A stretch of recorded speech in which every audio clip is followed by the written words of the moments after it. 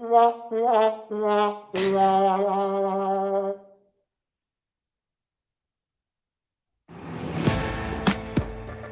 to the Create Something Awesome Today podcast, where it's all about educating and motivating creative pros and entrepreneurs from around the world with simple and easy to implement ideas.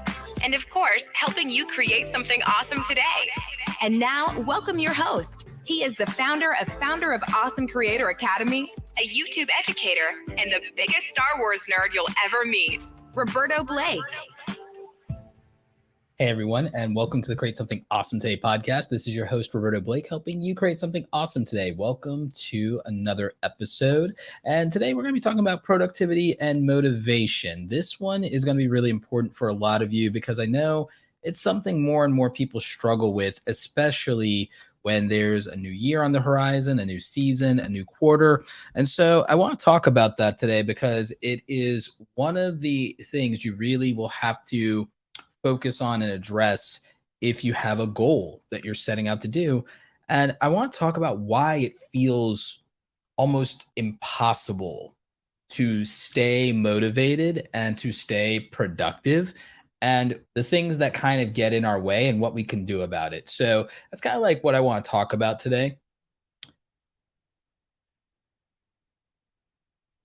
So real quickly, I just want to also thank the people who are subscribed to the podcast YouTube channel and who are part of the live viewing experience. I really do appreciate y'all.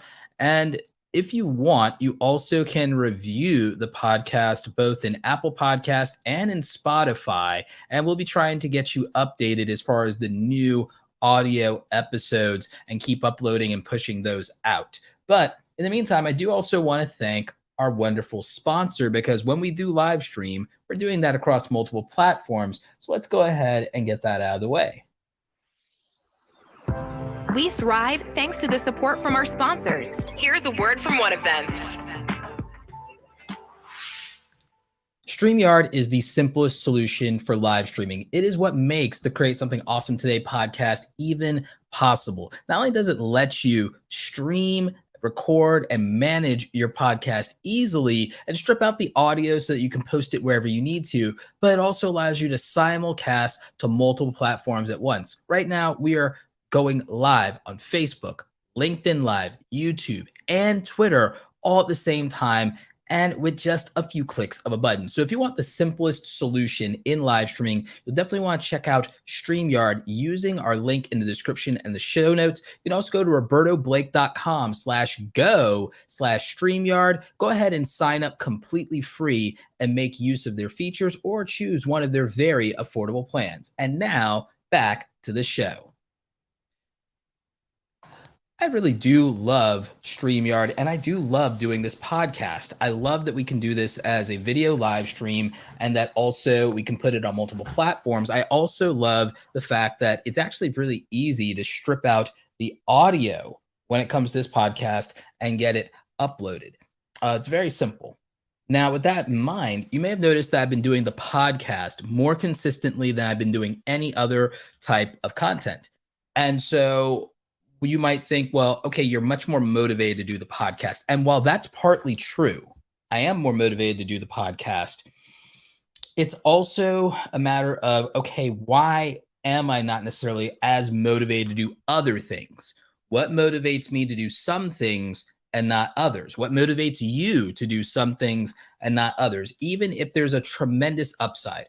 My main YouTube channel with 500,000 subscribers is something that probably makes me some of the most income, the most money. It has the most financial upside out of any way I could spend my time.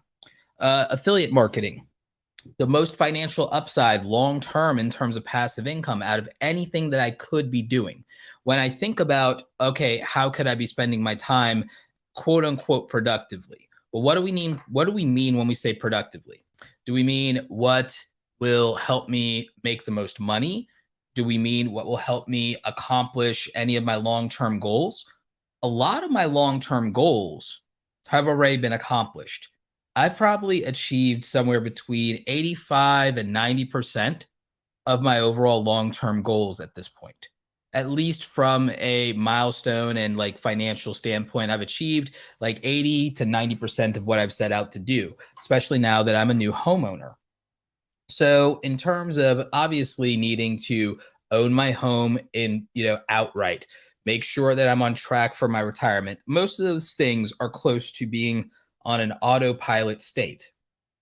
So what motivates me? Well, the thing is, it sounds weird to say, and it might sound pretentious to say, but it's like I'm actually not as motivated by money as people would think. And part of that is because there is a such thing as the hedonic treadmill. And what people don't understand about the hedonic treadmill is that whether we're talking about money or whether we're talking about follower counts or YouTube counts or YouTube views or any measurable success metric, the problem is once you normalize a specific level of success, it becomes more difficult to be excited because you're not stimulated by that anymore. Once it's your new normal, once that becomes your default state, you have to elevate and take something to an even higher level to get the same levels of satisfaction. And this cycle repeats over and over and over in terms of your capacity to be motivated and to receive dopamine from an action.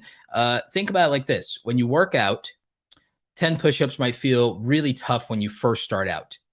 But once you have made that normal, it becomes easier and easier, and it no longer is some real challenge to you to do 10 push-ups. It takes 20 at that point to get that same level of challenge and level of difficulty. And once you normalize 20, it might take 40 to get the same level of fatigue and the same level of challenge out of it. Once you've started to get in shape and get healthy, then 10 or 20 doesn't do it anymore. Now you have to up the game. Maybe it's 40 now, maybe it's 50, maybe it's 100. So the same thing happens with any of your success. You end up on this hedonic treadmill where you need higher and higher levels of these things to become the same level of satisfied, which is why for some of you, you may not feel motivated in the same way as when you first started doing something. But I'm going to tell you a really simple trick to where you're not going to be dependent on feeling motivated to still then be productive. Because if you're not motivated and it's getting harder and harder to do something or to show up or to be consistent because the excitement's not there, the challenge isn't there, or it's not fun anymore, or you don't get that same rush or that same thrill, then what happened for a lot of it is that you just need, in order to still stay focused, you need to be committed to this as a routine and a habit, and you need to wire your brain to actually get the dopamine and the satisfaction from maintaining a habit instead of getting what the habit produces. And so that's different. So now it's about valuing the consistency instead of valuing the outcome itself. And that's a very difficult thing. That's why when I say when motivation fails you, discipline will not, it's when the new challenge for us is just completing a task. When the new challenge is not what we feel about the task, but the completion, the consistency, that is what changes things for us. And that's what will actually make us more successful, is when we start to normalize that.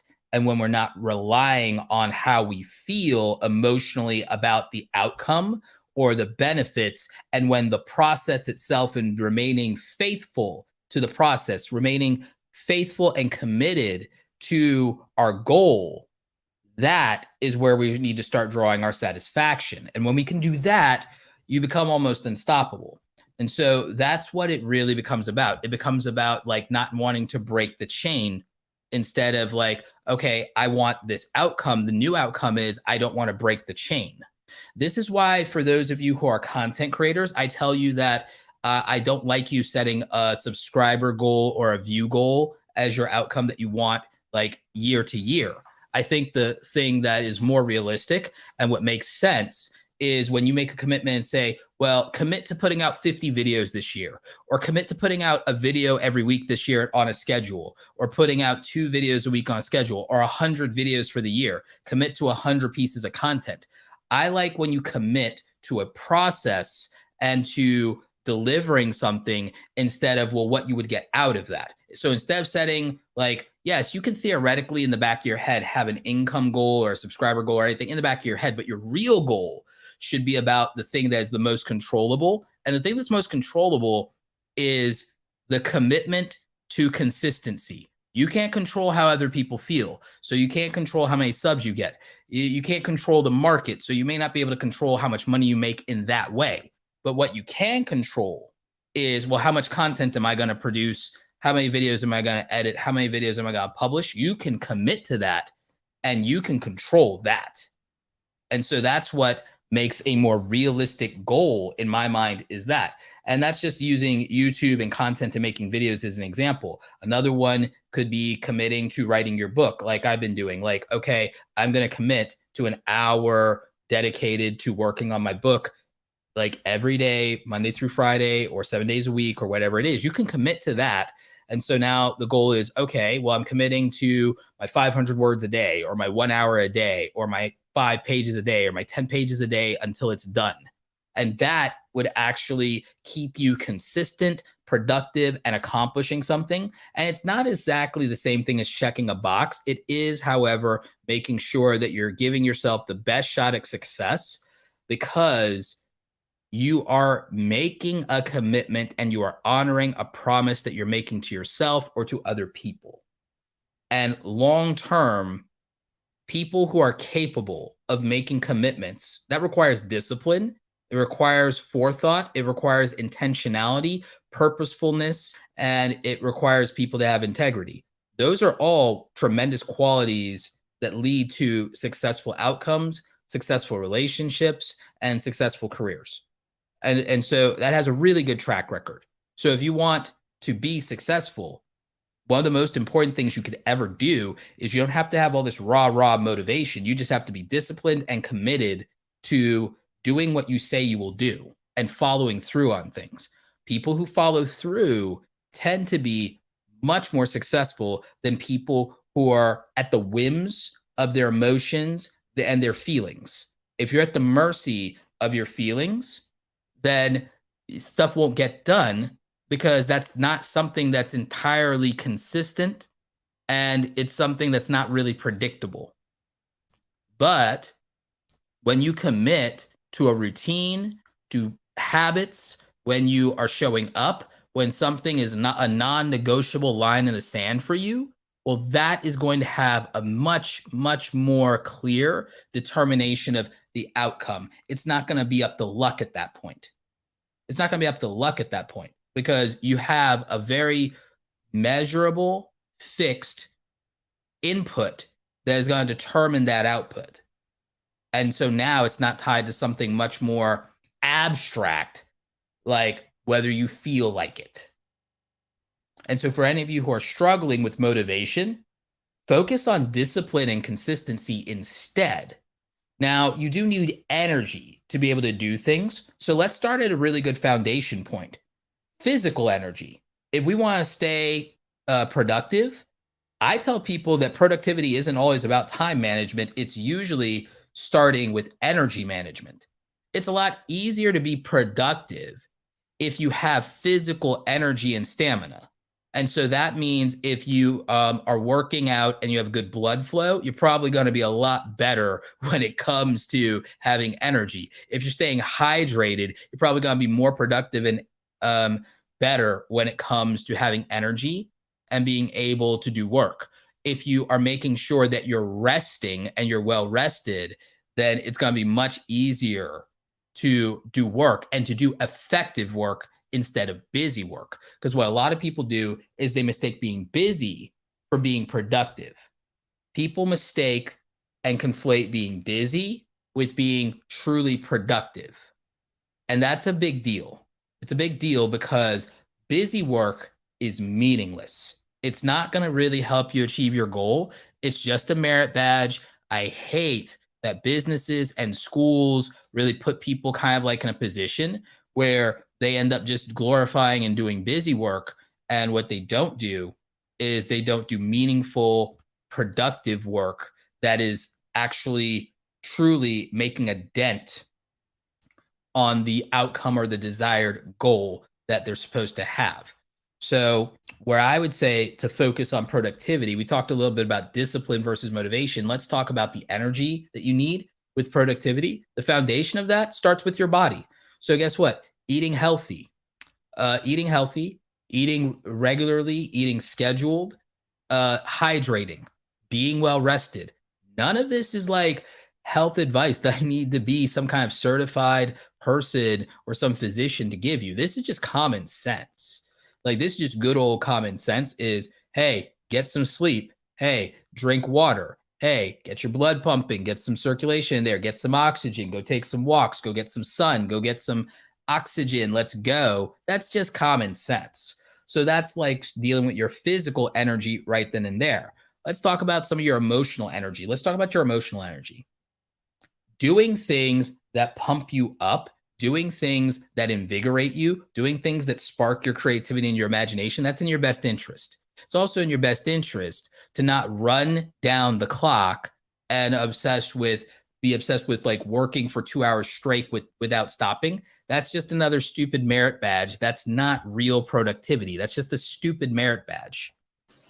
Okay? You don't need to be doing that. That's just more busy work. That's not good, clean, focused, deep work. Good, clean, focused, deep work means that you're taking some type of break in between every 25 minutes of work or every 30, 60, like whatever you want to do. I use the Pomodoro technique. I work for 25 minutes, then I take a 5-minute break. Podcast and live streaming are the exceptions. Okay. Coaching calls are the exceptions. But if I'm doing anything else, I work for 25 minutes and I go and I stop for 5 minutes and I come back to it fresh. And then I do another 25 minutes and then I stop and I come back to it fresh. And like I said, the exceptions are live streaming, coaching calls, training, workshops, obviously public speaking, and just anything that's like a live experience. Okay. So when it comes to those things, obviously I can't take a break in between. I have to just go, go, go. But if I prep beforehand, don't spread myself thin, then I can do those things. Like before I did the show tonight, I was rested and I'm going to rest right afterward, so, and then I'm going to go to sleep because this is a late night edition of the podcast. This is a night owl edition, but it's one of those things to where, okay, why is that happening? Well, it's because I rested so much earlier in the day. So making sure that you are eating things that give you energy, making sure that you're physically prepared, that's one thing. But as far as emotionally prepared, knowing what excites you and gives you energy and keeps you motivated, knowing that you have a clean and organized environment, that's going to help you emotionally. Being organized and having your work area be clean, it's going to help you with your emotional energy and decreasing your stress levels. You want to have a much more healthier amount of emotional energy to approach productivity with. Focus on removing and limiting some of the factors of stress that are draining you emotionally. Set boundaries and limits with people who emotionally drain you. Do things like maybe turn off the notifications on your cell phone or put stuff on do not disturb mode or whatever. Do things that will allow you to stay present, focused, and energized and positive. Put yourself in a good mood. Give yourself a reward for your hard work. Do something that makes you feel good about yourself.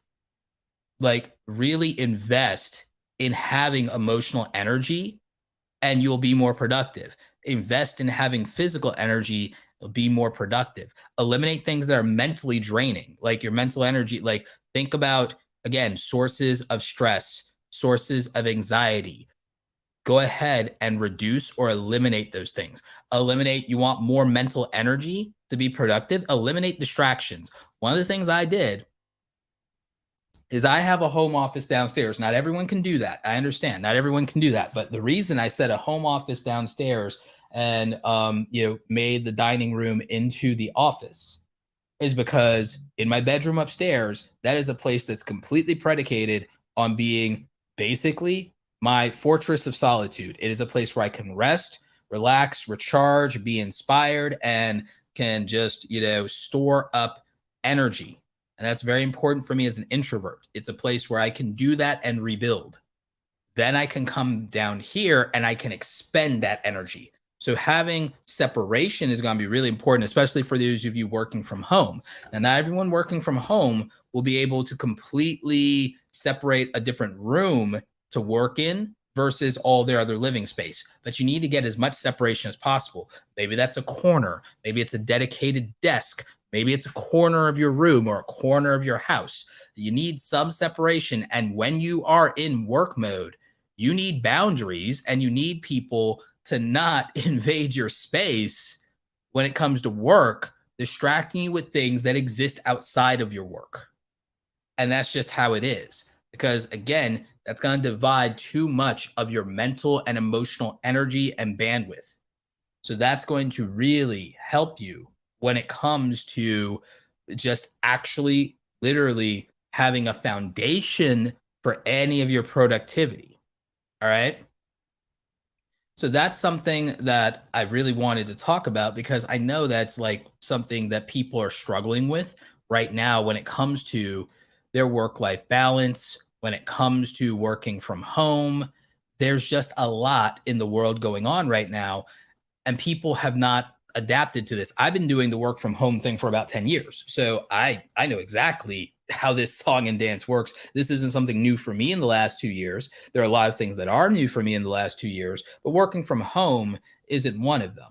So when it comes to that, understanding how to create the appropriate separation, the appropriate boundaries, how to like energize themselves, all of that is just what you need to be focusing on and what you need to do in order to put yourself in the best position to be successful. So that's what like so that's what I really believe in when it comes to this kind of thing. You should be focused in my mind more on how do we manage and control our energy first, and then after that, let's think about controlling our time more. So let's go to that part when it comes to okay, well now, all right, we've got our energy up. What do we do about using it appropriately to be productive? And when it comes to our time, like what's that look like? So for me, in terms of time management, I like to do something that other people don't do. I like to instead, a lot of people like to focus on getting a big thing out of the way and then moving on and then everything else easier. I personally disagree with that, but you can figure out what works best for you. I'm not going to say that one thing is better than the other, but here is a different perspective. Instead of knocking out the most difficult thing and then being drained and exhausted and then knowing there's still more stuff to do, even if it is easier, I don't like that. What I like doing is I like doing the simplest, easiest, fastest thing first so that I can see it done and I can feel momentum and I can feel progress and I'm getting increasing confidence as I tackle things. My momentum and my confidence is built up because all of these things are behind me and I can feel really good about that. I can feel pumped and confident to tackle the much more difficult, bigger thing at toward the end because I am like just gaining some positive reinforcement from the work that's already completed. A lot of the work completed might be a prerequisite that helps the larger project. And on top of that, the confidence that just comes from seeing something has been accomplished for the effort that I've put in. That's something that makes the most sense to me. And that's something that reinvigorates me and makes it easier to work throughout the day or any project is just like breaking things down, doing the simplest thing first, doing the thing that's fast and uncomplicated and saying, oh, that's done. That's a win. It's out of the way and move on to the next. I also don't like to put like things, I don't like to put too many things in front of me at once. You can get overwhelmed very easily if you put too many things in front of you at once. So like these endless, massive to-do lists aren't really that meaningful and they really aren't that helpful. I mean, I think most of you probably listening to this or watching this, you probably understand that. You probably have tried doing these endless to-do lists and it's more discouraging than anything else. So it's not even really that helpful. Having it somewhere so that you have a roadmap for everything that does need to get done, and you have a means of accountability, that's helpful on some level, that's meaningful on some level. But you don't need that to be right in front of you minute to minute. I think only having 3 to 5 things in front of you at a time is enough, and that it's really much more meaningful if you do it that way, because there's like a realistic expectation of, okay, once I cross the threshold, if it's 3 things in front of me, oh, I've got one of them done. I'm 33% of the way done already. So getting number 1 out of the way, that's motivating. It's motivating as hell. But it's like, I'm a third done already. The time you get the second thing done, 2/3 of the way, I'm 66% done. And I get one more thing done. And it's like, I've done accomplished a lot. And then, oh, so that 3 things. If you put 5 things in front of you, by the time you get 2 of them done, like, oh, wow, I'm 40% of the way done, almost halfway. You get 3 done, you've crossed that threshold. Much easier to do next 2 things because you're 60% of the way done. You get 4 things out of the 5, and 80% of the way done. And even if you had to stop there, you don't feel as bad about it because it's like, well, I got 80% of this stuff done. That's not too bad. 4 out of 5, I'm good. So, like, if you had to stop for any reason, you don't feel as terrible about it.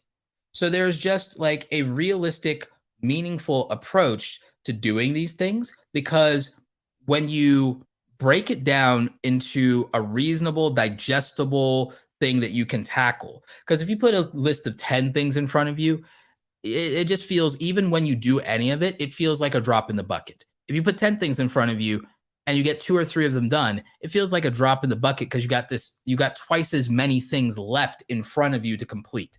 So it's so easy for that to be overwhelming and to be unsatisfying, you know?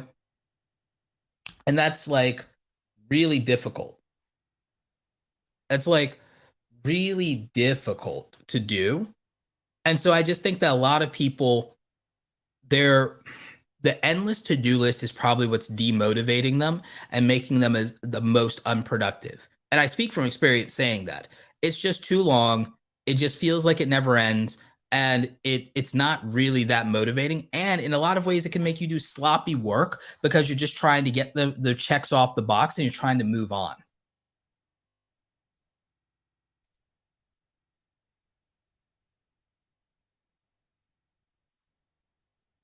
So, like, that's something that I've been thinking a lot about when it comes to how people plan their New Year's resolutions, or to when they are trying to set goals for themselves, or even when they're trying to do YouTube, or even when they're trying to start a business. People make the mistake of trying to do everything at once and not considering the mental energy that takes, the physical energy that takes, the emotional energy that takes, and they don't do anything to renew that. They don't do anything to build up to it. And then they're surprised when what they're experiencing is burnout and fatigue. And so what happens is people blame things like hustle for why they're burnt out and they're exhausted, when what is really the problem is a lack of self-awareness, a lack of understanding one's limitations, and trying to work for the sake of working, or busy work, or working because you want to show off to other people that you're working hard, instead of actually working smart. Because what actually working smart would look like is knowing what's reasonable for you, for your situation and circumstances, and what is going to actually help you follow through on a commitment that you've made and actually accomplish what you want. That's what working smart would look like. And that's what working hard would look like. But what people are trying to do is, a lot of times their work isn't designed for the sake of productivity or accomplishing their goals. A lot of time their work somewhat is a status play or a commentary on the people around them. And they feel that by working more hours, that's some merit badge that they can earn. Or by, like, working very aggressively and not taking breaks, that's some merit badge they can earn. And it's like, who are you trying to impress? Who are you trying to impress? My work ethic and outworking people isn't for the sake of impressing anybody else. It's so that I know I have a competitive advantage to make up for any of my other disadvantages. If I have some kind of, I'm a big fan of anime. A lot of you know that about me. I'm a big anime nerd. There's this anime that's out there. I'm gonna just like sidebar for a minute. There's an anime out there from back in the day that some of you may be familiar with called Naruto. And if you're not, it's basically um, it's a story that's about ninjas and it's about a young outcast who tries to overcome his disadvantages and the fact that he's the village pariah. And you meet a lot of other young teenage ninjas that have their own chip on their shoulder and their own struggle. Well, there's a character in that series called Rock Lee. And Lee found out that he has no talent, he has no innate natural ability whatsoever. His name is Rock Lee. He's surrounded by all these gifted geniuses with a pedigree and who come from a bloodline. So imagine, so it's an underdog story, basically. It's imagine that you're up against a bunch of these gifted, sheltered geniuses with all the talent in the universe from their bloodline and who have been told they're destined for greatness. And you're told that because you don't come from anywhere special and you're a nobody, that you'll never, no matter how hard you work, be on par with them. Well, this kid said, screw that. And he just decided that he can prove that his ninja way, what they call a nindo, is his ninja way is that hard work beats talent. And that he will beat the crap out of all these gifted geniuses. And he will prove that you can overcome your disadvantages through sheer effort and willpower alone. And I love this because it's my own background, it's my own story. So it's like, so I love this. And a lot of people do. A lot of people who grew up in that era a couple of years ago relate to Rock Lee and his story, and they relate to this anime. And this is some of the reasons that people like the storytelling in anime and non-Western media more. It's because they can find something that resonates with their story or their identity in it more than they can in a lot of more Western media or in traditional stories and so on and so forth. And I bring this up just because like this idea of literally, I'll hold myself accountable that if I mess up, I'll work 10 times harder and I will just keep going. And whatever looks unreasonable to other people, whatever looks unreasonable to other people, it's not unreasonable to me because if I don't have their advantages, I will not only close the gap, I will supersede them because for someone born with that privilege, for someone born with those gifts, why would they ever feel the need to work as hard as me? That's fine. They don't have to. They can coast on their talent all they want, but I'll break through my limits on my own terms in my own way. And I'll show them what I can do is just as good as what they can do because what I can work for can be as good or better than what they were born with. And so that's like the messaging of that. And I love that messaging. And I don't think it's hokey or really fictitious because I literally have lived it and I've seen other people live it. And so, yes, there are some advantages or disadvantages that are harder to overcome than others. But the philosophy of that is meaningful. And it's not as much about even showing off to other people, even though I know it can sound like that despite what I just said. It is about the fact that this is your way. This is your path to achieving the things that you want, to getting what your dream is. And it doesn't matter if other people believe that it's reasonable or worthwhile to pursue or that you can even do it because you'll just prove them wrong in the end, And you're not really doing it for them or for the sake of proving them wrong. You're doing it to prove it to yourself. You're doing it to prove it to yourself. So for me, a primary example of my YouTube success is the fact that I made 1,500 videos. That's what it took for me to get 500,000 subscribers. I had to make 1,500 videos. I don't have the talent that other people had, but I can work hard.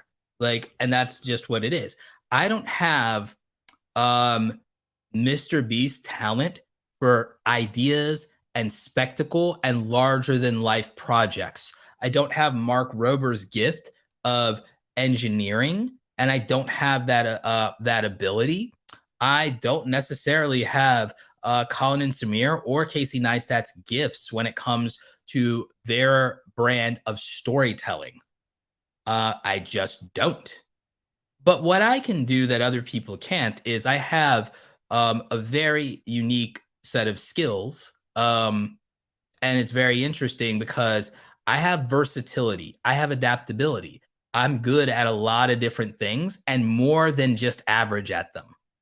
And I don't say that to brag. I just say that is literally what my ability is. My ability is that I can do overlapping, interlinking skills that are in creativity and business and tech. And I can be more than above average at them. And I have the tremendous work ethic to work at them on top of that. I don't have a singular, unique, genius gift like other people. I have adaptability at a level that most people don't. And I can combine those things and I can make something very new and very potent out of them. Because the thing is, I haven't mastered that ability 100% yet. I'm not at 100%. I've probably only mastered my ability to about roughly, maybe I would argue about 30 or 40% of its potential. I've only mastered my ability to about maybe 30 or 40% of its actual potential. I haven't mastered that ability. I would say that the people that we're talking about here, I would say they've mastered their ability to 80 to 90% of their ability. That's not to say that they've gone as far as they can go. It's that 80, 90% is going to carry them to the heights that it's going to carry them. I'm talking about their ability to get much, much better at the thing that they're doing. They're so good at it that there might be another 20 or 10% better to go in terms of their full potential. There's like, my thing is much more broad because it's not a narrow skill focus. So that means that to go any deeper on it, it takes a lot more energy and a lot more executions. And that's a very different type of path. And that's the other thing, is the self-awareness of me to know that their gifts are different than mine. Their gifts are much more straightforward, much more practical in my mind, much more practical to go deep on. Their thing is much more practical to go deep on. It makes total sense. And you can get further faster with that. Not even close. It's going to take a lot more energy and commitment on my part to get anything more out of my abilities and to refine my abilities. And so knowing the difference between how you operate and what productivity, work ethic, and talent means for you and what you can do is radically different than, and knowing how radically different it is than somebody else's, and not truly comparing yourself to compete, but looking at those differences and understanding that you shouldn't be measuring yourself against other people's mastery or other people's genius. You should be focusing on your unique abilities and adapting those to your own unique advantage, because their way doesn't need to be your way.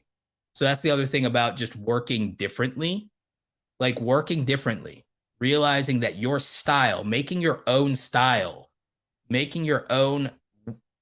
operating method, doing what works for you is going to make you more productive. It's going to make you more successful. It's going to be a better use of your attention, your energy, and your focus. And this is why I also don't believe in playing status games and keeping up with the Joneses. You don't play status games, keep up with the Joneses. That's not really the way to be successful. The way to be successful is self-awareness, self-discipline, and self-mastery. That's the way to truly be successful, is you have to be able to go all in on you. And you have to be more about that. But what a lot of people do is they get emotionally leveraged in playing status games and comparison games and chasing other people. And that's the mistake. What you can do is you can learn from other people. You can analyze from other people. You can borrow from other people. But at the end of the day, you have to walk your own path. You have to accomplish your own goals for your own reasons and for your own sake and by your own hand, frankly. And so when we look at what other people do or don't have, it's just a distraction. And I've told you, one of the most important things you can do if you want to be more productive and you want to be more motivated, You have to eliminate distractions, which means at some point you have to have a little bit of tunnel vision. You have to have a little bit of tunnel vision. You have to focus on your goal and on your operating procedure and on your methods and not think and look at what other people are doing, because it's just going to be a distraction, because you're going to start thinking that that's what you should be doing with no evidence that it's actually any better for you or any evidence that's actually meaningful for you and for you achieving your goals. What I think we have to do is I think we have to have the self-awareness to know, all right, what are my strengths? What are my weaknesses? What are the opportunities that exist for people like me? What are the threats or vulnerabilities for someone like me? The foundation of that is you have to be very, very self-aware in order to be able to answer those questions. And you have to not BS yourself. You have to not BS yourself. You have to know what you're good at. So I know that I'm good at communication. I'm good at talking. I'm good at talking. We all know that, right? So guess what? That's a strength. The opportunity for somebody who's good at talking is podcasting, commentary, and educational talking head videos. Those are opportunities that are aligned to the strength of you're good at talking. Okay. I'm good at visual communication. So where are the opportunities for someone good at visual communication, that an aesthetic, graphic design, video editing, animation, motion graphics, illustration? Those are things that are suited to the natural strengths or the training of someone who has a background in visual communication and art. So, okay, I have good visual communication and good art skills. Guess what? Those are the opportunities that exist for me. All right. What are some weaknesses? Okay. Weaknesses, ADHD. Okay. So what's the threat and vulnerability to someone who has that weakness? I'm easily distracted. I need routines to ground me. I need accountability partners, and there will be focus issues. And it's also hard for me to get motivated to do anything that I'm not very excited about or doesn't have novelty or isn't challenging to me. So that means what I need to balance that out is I need support, I need systems, and I need strategies that can counter all of those vulnerabilities. See, that's why self-awareness is important. You have to know your strengths and you have to know your weaknesses. You have to know the opportunities that play to your strengths. You need to know the threats and vulnerabilities that leverage your weaknesses. And then you got to come up with things to enhance your strengths, take advantage of your opportunities. You need to do things to mitigate your weaknesses, offset them, and eliminate their liability and threat to you and to your goals. That's what will make you more productive. That's what will help you be focused and motivated. That is what will make you successful. The foundation of it will be the self-awareness of those things. Same thing with self-awareness about your physical limitations. This is, and your strengths. So again, if you're looking for the motivation and productivity side of things, the foundation of it's going to be self-awareness. Then it's going to be self-discipline. Then it's going to be self-mastery. You're going to need discipline to get you through when you're not motivated. When I'm not motivated, when I'm distracted, when I have issues with my ADHD, the thing that helps is discipline. It's people who will hold me accountable. It's systems that can automate away some of my problems. It's knowing that there are strategies for me to reduce stress, anxiety, and there are routines and systems to keep me organized, keep me on track, and to make my distractions harder to indulge in. See? That is where my productivity really comes from, is from having the appropriate systems, strategy, and support to deal with all of that. And so that's the framework I use. Systems, strategies, and support. You know? And also, here's another one for you. Yeah, make things as simple as possible. You make it simple to affect positive habits. You make those positive habits as simple to execute on as possible. So simplicity is also a part of that. Now, when you have these things in place and you're working on them, this is what's going to ultimately build up your success over a long period of time. This is what's going to be massively, massively helpful for the far majority of you.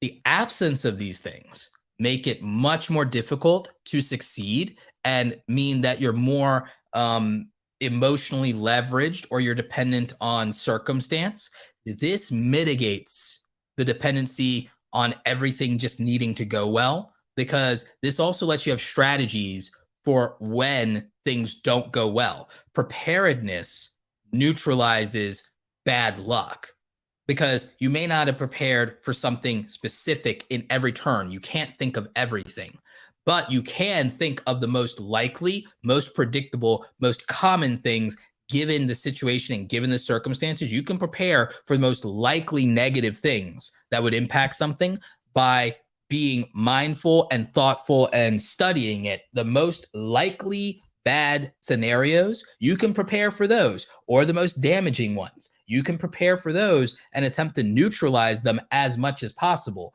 Preparedness is your antidote for that anxiety about circumstances and bad luck.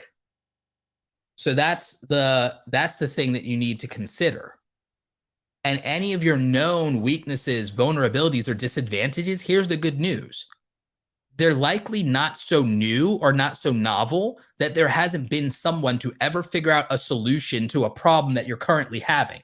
You see, people have this very, very arrogant idea that their problems are special. And I know how I sound saying that. I know that sounds reductive or condescending, but like, let's just be very real. Let me speak very plainly to you. I'm a blunt, plain speaker a lot of the times. There's probably not a single problem that you have that has never been experienced by another human being over the last 10,000 years. It's very unlikely. It's very unlikely. Now, that being said, that means that there's an answer or a solution for it. Now, whether that answer or solution is easy to come by or easy to implement is a horse of another color. But the fact is, most problems are solvable and they're not a novelty. Most of your problems aren't some kind of novelty. They're not some kind of unique curse that you have, because most of us just aren't that special to be smited by eldritch gods and abominations, to have some unrelenting, dark manifestation cloud hanging over us, smiting everything that we do in life. Most of us ain't that special. Okay? So the cosmic forces haven't conspired against you. You're not fighting that particular uphill battle.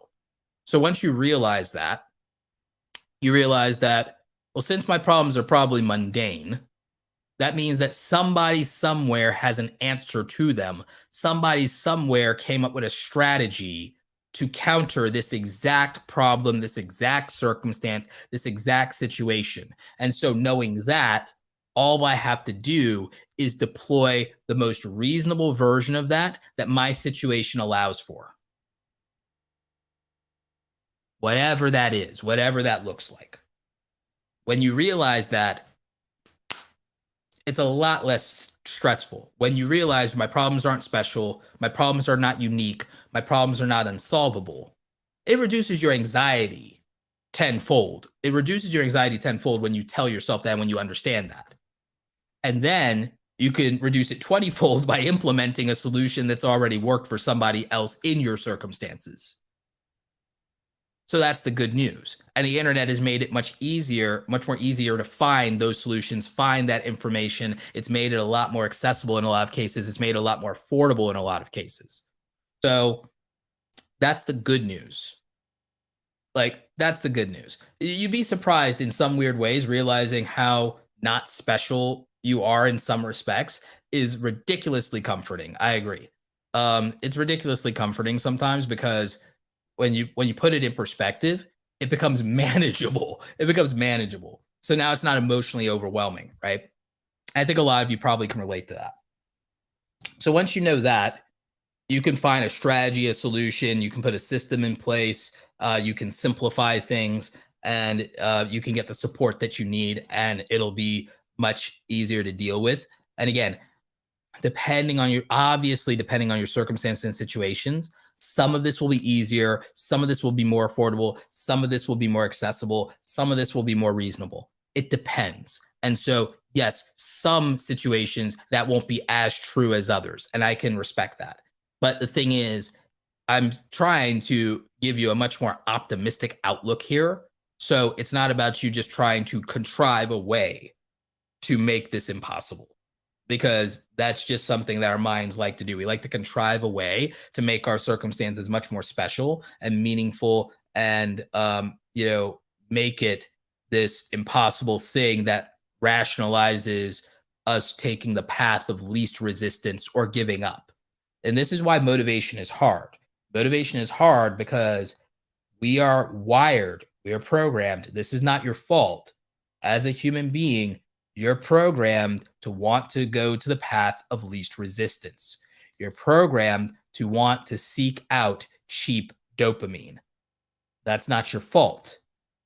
What is if you never address it, you never acknowledge it, and you never build up your resistance to that, and you never build up the discipline to counter that natural instinct. We have to have discipline, and we have to have orderly minds that allow us to not ignore our instincts, but to overcome our natural instincts when they get in the way of what's actually best for us and what we want for ourselves. If your natural inclinations and instincts are getting in the way of what you want, you have to have the mental discipline and fortitude to overcome them with actions that go in an opposite direction of that. So you need to counter it, because it's just easier. It's just easier to not risk embarrassment and make YouTube content or do a podcast, or it's easier to not walk up to somebody and conjure a friendship out of thin air and risk rejection. It's easier to be agreeable and not try to negotiate a higher salary. Those aren't better outcomes just because they're easier. And the problem I have with the current culture of society is everyone is predicating everything on how easy they can make things and how easy things are, or how easy they would like things to be. And the most practical thing you could possibly do is to stop trying to get to an easier way of doing things and acclimate yourself to making a challenging thing less difficult by getting used to the idea of it being challenging. That's why the sports analogy and fitness analogy of earlier of, well, 10 push-ups feels hard until you get used to it. Then it's barely an inconvenience, and it's 20 to feel the same kind of pressure or challenge. And then when that's normalized, it takes 40 to get the same amount of pain and frustration and fatigue. So our answer is not to make things easier by taking on just easy, low-level, low-hanging fruit, simple things all the time. You could start there. There's nothing wrong with starting there, but you need to build up the confidence and discipline and the ability to just make something that was challenging feel less challenging by actually doing it consistently, getting good at it, getting stronger. Build up your strength, and that thing that was challenging a year ago will feel like nothing a year later. You do it the first time, it's hard. By the 100th time, it's barely an inconvenience. By the 1,000th time, it's nothing. It's meaningless. By time 10,000, you don't notice. So that's the key here, is just increasing the level of challenge and difficulty in what we do and acclimating ourselves to that, normalizing doing difficult, challenging things. And then that builds up our natural immunity and resistance to them. And by the time you do that for enough years, you are only ever competing at a very, very high level. You see, because primary example, 99% of people, they won't learn to code. They won't learn a software suite. They won't learn design. They won't learn video editing. They won't write a book. They won't do public speaking. They won't. So like what you can do that would differentiate you and make you successful is making yourself competitive at a thing where competition is harsh, but the barrier to entry is being willing to do something difficult. If the barrier to entry is the willingness to do something difficult, well, you're going to find yourself much less disposable in your career and in your life, because the majority of people are not going to do that. If the barrier to entry to doing the highest paying jobs in America became the ability to run an 8-minute mile and the ability to do 100 push-ups in under 3 minutes, well, there might be less people earning a lot of money, or we'd have a lot of fit people walking around now, wouldn't we? We'd either have a lot of fit people walking around or a lot less people with high salaries. Like that's just how it is. It's like, so just imagine if if like the ability to do physically difficult things was the barrier to entry, more people would either do them or we'd have less people that have those outcomes. And but the thing is, people don't, and people understand that because they look at sports and they go, yep, that's why everybody can't be in the NFL. That's why blah, blah, blah. They understand that. But when it comes to the idea of things that are actually more reasonable and more accessible, mental skills, creative skills, things you can train at, things you could become good at through practice, repetition, hard work, self-education, a lot of people refuse to do the difficult thing of even just starting or even just trying or seeing things through, and doing a lot of it and doing that repetition or making good habits a priority in the process of repetition and practice. Because you could just incrementally get good at those things over time without necessarily the natural innate ability for them. I mean, regardless of what natural abilities you think I might have, go watch my first YouTube channel. Go watch my Roberto Blake YouTube channel, my main YouTube channel. Go watch my first 10 videos. Just go watch my first 10 videos sometime. Just kill a Saturday or something or a Sunday. Watch my first 10 videos. They're horrible. It'll be a struggle for you to get through those videos because my on-camera presence and delivery was crap. It wasn't even a fraction of what it is today. It's not even close. It's embarrassing. And I leave it up because it shows you, hey, if you don't think you're cut out for this, hey, get a load of my first tries, right? So I leave up those embarrassing videos from 2009 to motivate you guys so that you can see okay, and he became this. Like, well, wow, if he was making that crappy content and this is where he is and everything, I ain't got nothing to worry about. Like sometimes it can be motivating to see people's humble beginnings. Sometimes that can motivate you. Because sometimes we can't help ourselves when it comes to comparing. So like maybe that would motivate you. Maybe that would make you try a little bit harder. Maybe that would get you started.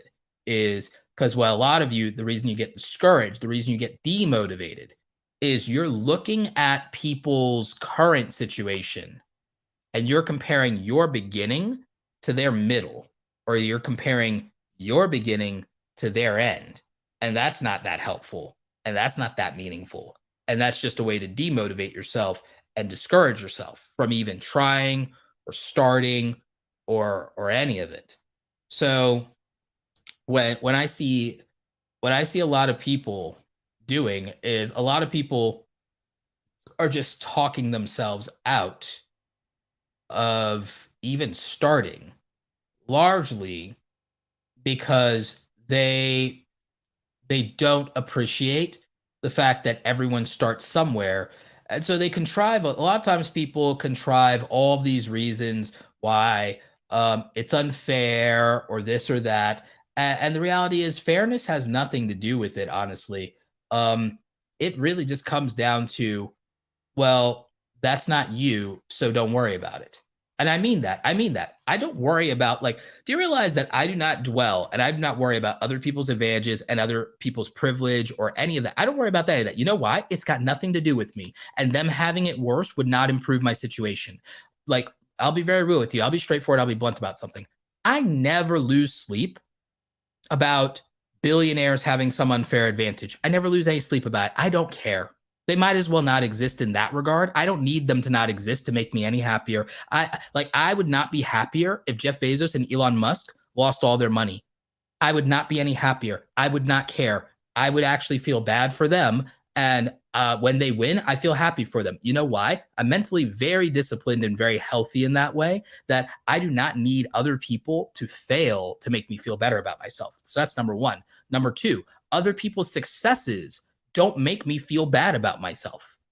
If you think back to high school, I think a lot of you might remember C and D students who bullied, harassed, and beat up A students and honor roll students and nerds and stuff like that because they felt bad about their own situation and their own struggle. And somehow we've never escaped the hell that is high school.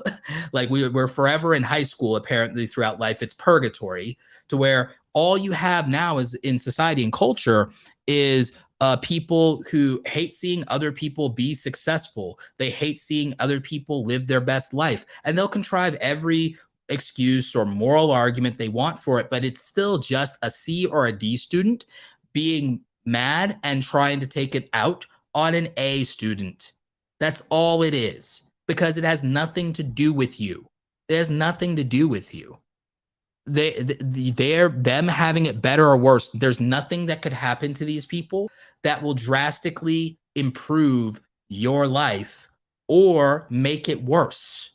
The thing that has the best chance of improving your life or making your life worse is the physical actions that you take, the mental attitude that you have, and how you manage your emotional control, or how you let other people manage your emotional control. And so one of the first immediate things that affects your life, honestly, is the people around you. Yes, no man is an island, as they say. But you know what? It's probably not strangers you've never met that have the most impact on your life, outside of maybe your local government.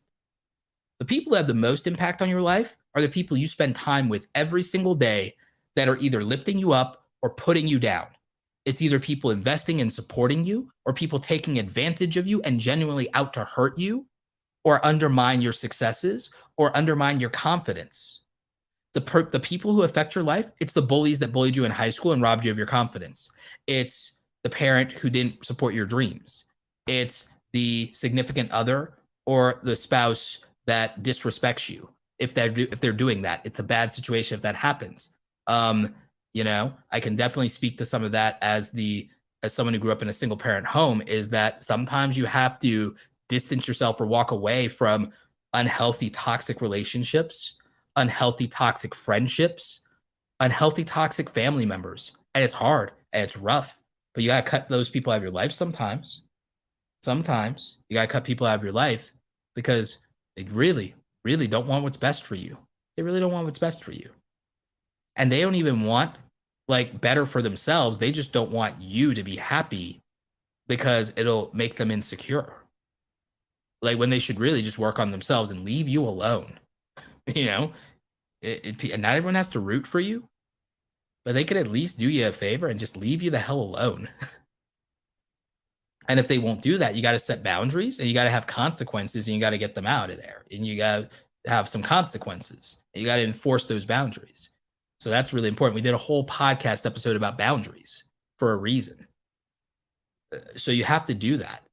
It's not about toxic positivity and people only rooting for you with no criticism. It's the fact that most people criticizing you don't want you to get better. They want you to do things that make them feel better. They don't want you to actually get better. So you have to question the source of criticism. You have to question whether it's valid criticism, logical criticism. And here's the thing, constructive criticism is accurate, actionable advice that is in the best interest of the subject. Accurate, actionable advice that is in the best interest of the subject. How are people going to tell you what's in your best interest if they've never questioned you about what you want? How are people who've never asked questions about what you want, never asked questions about your circumstances, don't know anything about what you're up against, what you have to work with, how are they going to tell you what's in your best interest and give you any valid constructive criticism? It's really hard to get valid constructive criticism from people in your life that should know better, let alone a damn stranger.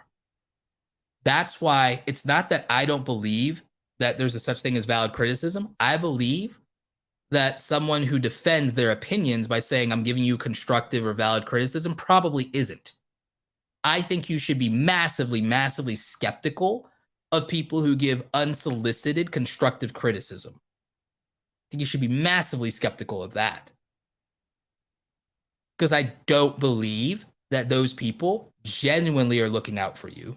I have no reason to believe that, and probably neither do you. Because if you audit your life and you look at, well, how many people have given me meaningful, constructive criticism that was for my benefit and actually helped me, it'll be a really damn short list, I promise you. Percentage-wise, it will be a short list. It will very, very much not be 20% of the people who've given you criticism gave you good, meaningful, constructive criticism that bettered your life. I doubt it. I doubt it's even 20%. I'd be shocked if you have a top 10 list of people who gave you valid constructive criticism. I'd be shocked. I'd be shocked if you need more than both your hands to count the number of people that have given you constructive criticism that was genuinely helpful and meaningful, assuming you didn't get coaching and pay for it or something like that, or it was like not outside of maybe a teacher, specifically a teacher, someone who's theoretically trained to do it properly. I doubt it.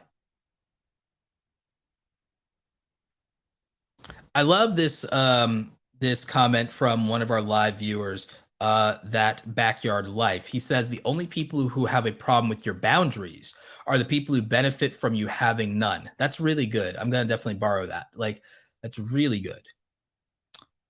So I think that there's a real issue with people having their motivation stripped from them by people who actually don't want what's best for them, or to truly, truly see them accomplish their goals or to be successful.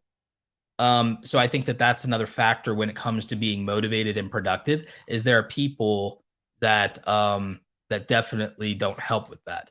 Gord Isman says, after several years of health problems, I've overcome a lot to come back to YouTube. I will never quit in my heart and know that my calling is to serve. I have more patience and gratitude with my progress. That's really good, Gord. That's really smart. And like, yeah, there's a lot of things that people, struggle to overcome, myself included. And you just have to know that there's a reason behind what you're doing. And sometimes it's not going to be easy. It's a matter of whether it's worth it. So I think about that quite a bit. And so what I would say to a lot of you is look a lot closer at, in life, that self-awareness aspect we talked about of assessing your strengths, tying those strengths to the opportunities most suited to someone like you, looking at your true weaknesses, and then looking at the vulnerabilities and threats to someone like you, and then focusing on preparedness, focusing on what is a strategy that helps me, what is a system that helps me, what support do I need to address those things. And I think that that will be very meaningful for you. And so that's where I think we're going to end today's episode as far as this podcast. And for the people who are watching live with us on YouTube, we're going to go to a quick rapid fire type Q&A. So I hope you enjoy that. This is one of those episodes that's going to be great for you to share or to watch the replay of. There's a lot of tips that I think are actionable here. And so I hope this podcast is a source of motivation for you to be able to focus a lot more, and that it's giving you meaningful, actionable advice that you can actually implement. And that's kind of the theme of the program here. So with that, I'm going to close out the show, and then we're going to go to rapid fire Q&A with the live viewers. If you want to be part of the live experience and you're listening to this anywhere else, then make sure you're subscribed with notifications on to the YouTube channel.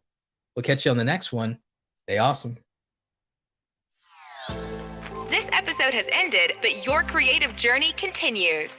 Visit createsomethingawesometoday.com and access all links and resources mentioned in today's show, all designed to help you create something awesome today. All right, and so that's it for the audio. Let's go ahead and do a quick like Q&A type session. You guys got me for like another 5 minutes, and then I'm gonna call it a night.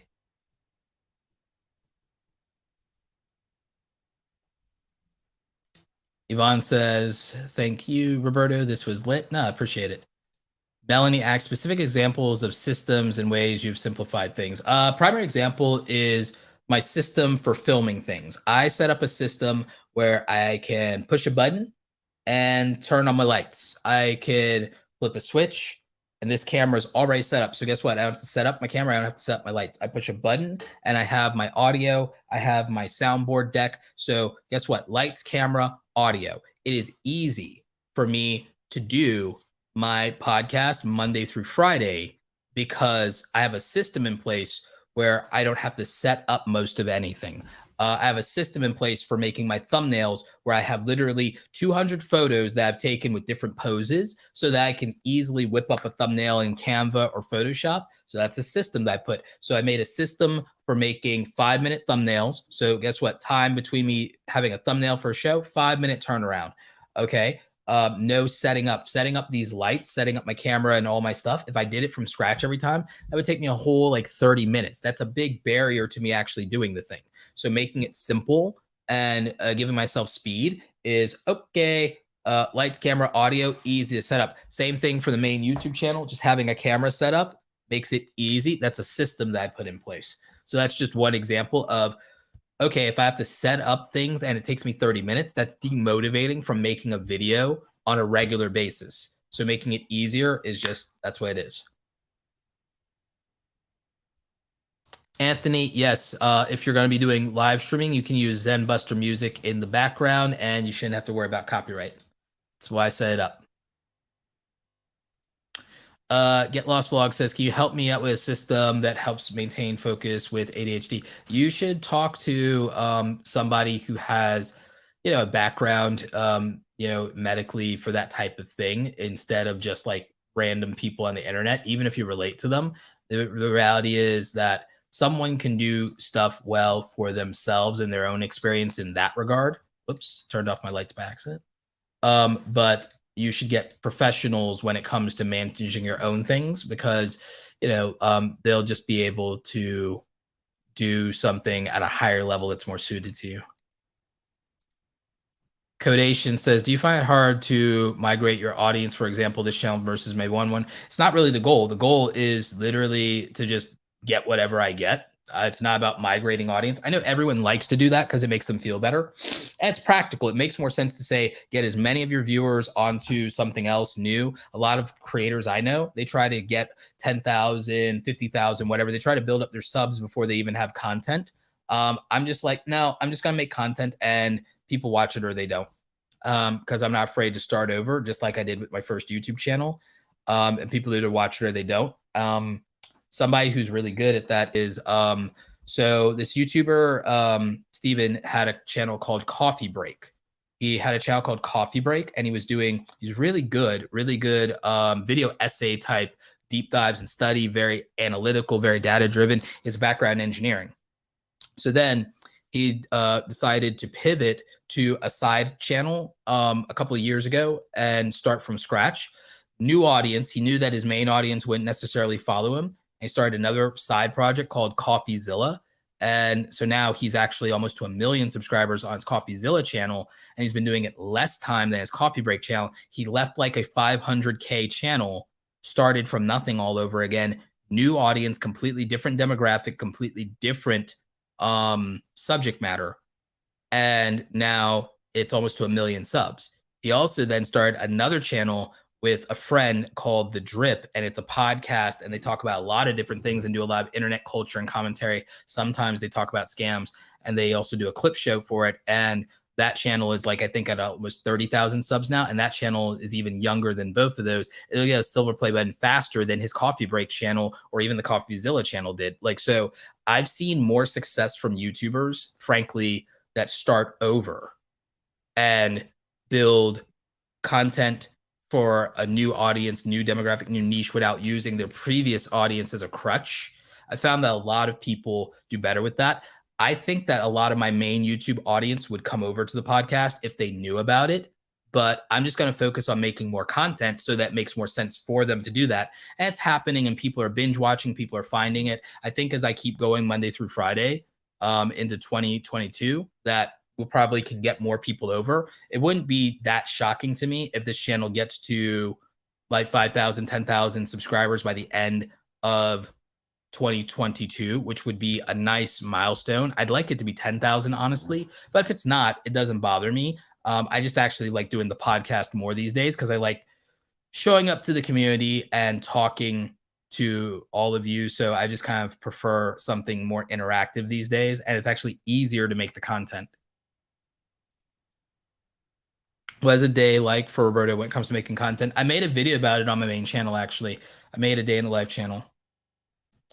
Yvonne wants to say, what software do you use to make audiograms on your music channel? I actually just hire producers to do that because they discontinued the software I used to use on my own back in the day. They discontinued it. So I've just been outsourcing that.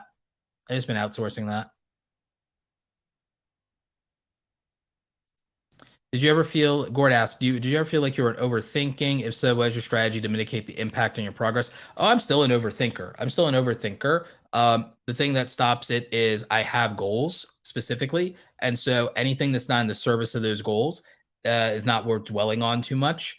I do most of my overthinking in the shower. So I just leave it for that. And then I focus on doing. I focus on the doing.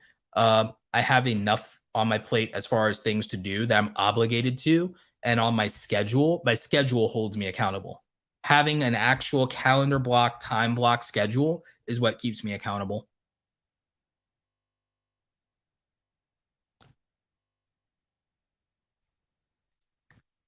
Andy asked, as a freelance video editor, how would you best go about asking YouTubers if they need help with something without coming across as annoying or needy?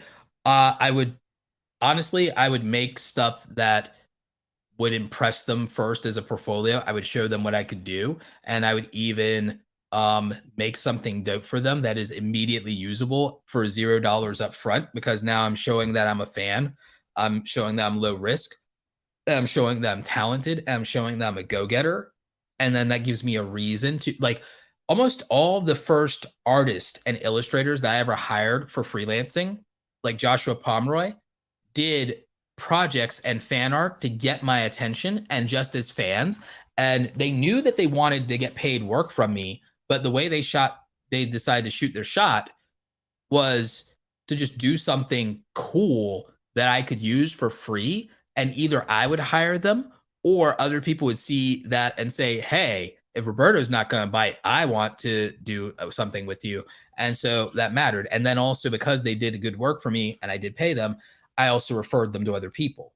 So as much as people hate it today, and as much as people have this rhetoric around it, the truth is, if you want an opportunity, do what it takes. And that might include working for free.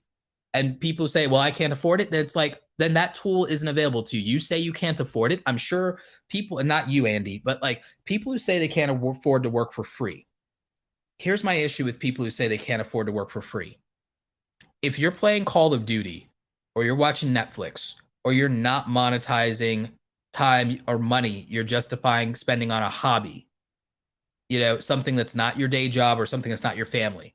If you have time that you're refusing to monetize, and then you're saying you can't afford to work for free, that's not true. If you're on Twitter complaining about stuff all day and then you say you can't work for free, that's not true. You're not willing to work for free, which is a different conversation. But it's not that you can't afford it. And the thing is, what you're saying is you're not willing to do what it takes to get an opportunity to be paid as much as possible by making yourself a low risk to somebody who has unlimited options. Because if you're saying, well, I shouldn't have to, or they can afford it, they should just pay me what I want. I'm like, well, someone who can afford to pay whatever, like you say, oh, they can afford it. They can afford to use someone who's not you. They can afford to use the person they are looking for to hire the best artist that they've ever seen. Or they probably have connections to where someone in their network can refer somebody and they don't have to take a risk on a stranger with no existing relationship. So the thing is, they can afford to pay people. Doesn't mean that they should pay you, because you don't. There's no reason for them, if they can afford to pay anybody, to pay a stranger that they have no relationship with, or not an accredited agency or a freelancer that they chose themselves, that they went and found their work, found their portfolio, and said, hey, I want you. You're my guy. You're my gal. What are your rates? They can find those people. They can find who they want to work with. You're a stranger. So what people don't respect is that if you're a stranger and you want an opportunity, and you want opportunity with somebody that's already successful, the biggest problem for somebody successful is risking and trusting access to them, their reputation, their inbox, their phone number, their time, and their name in the hands of a stranger. It's a very difficult courtship when you're talking about that, because you're talking about someone who has something to lose. So if you are a stranger, the easiest way to ingratiate yourself to someone successful is to present as low risk as possible and as non-threatening as possible.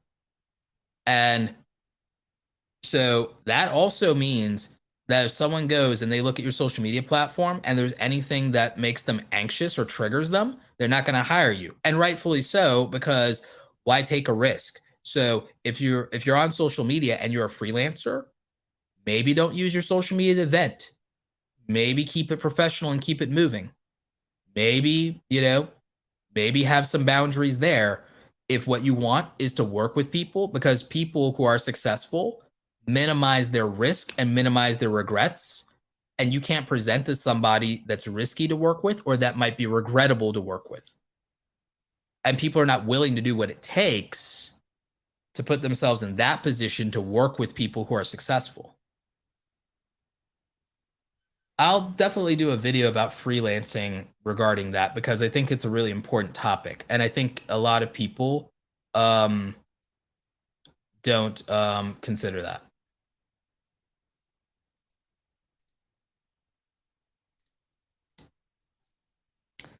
This podcast is high key a gem. I've only been tuning in for the past couple of days. Yeah, please binge watch or binge listen. Do you have a set time you'd like to regularly stick to the podcast? Ideally, to be real with you, I'd love to do it at 1 p.m. every day if I could. If I could do it at 1 p.m. every day, that'd be the best thing for me, instead of doing it at random times. Codation says, I'm interested in getting coaching from you. How do I get a hold of you to discuss that? All of my coaching stuff is available at awesomecreatoracademy.com. Awesomecreatoracademy.com.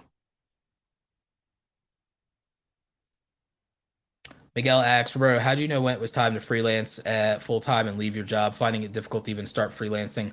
I had been thinking about it for over a year because I didn't like my circumstances. It wasn't just a money thing. It was mostly I didn't like the culture.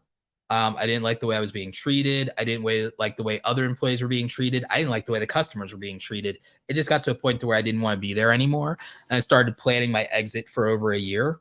And so I was doing non-compete, like I wasn't competing with the gig that I was doing, but I was doing other things like wedding photography and stuff like that, doing writing. I started freelance hustling, and then I was like, okay, I'm not going to renew my contract. And then also when it came time for my renewing the yearly, renewal contract, all your performance review stuff, it basically that meeting became fire me or I quit. They chose the firing, and I was like, okay, great. That means that I also don't have to worry about the non-compete.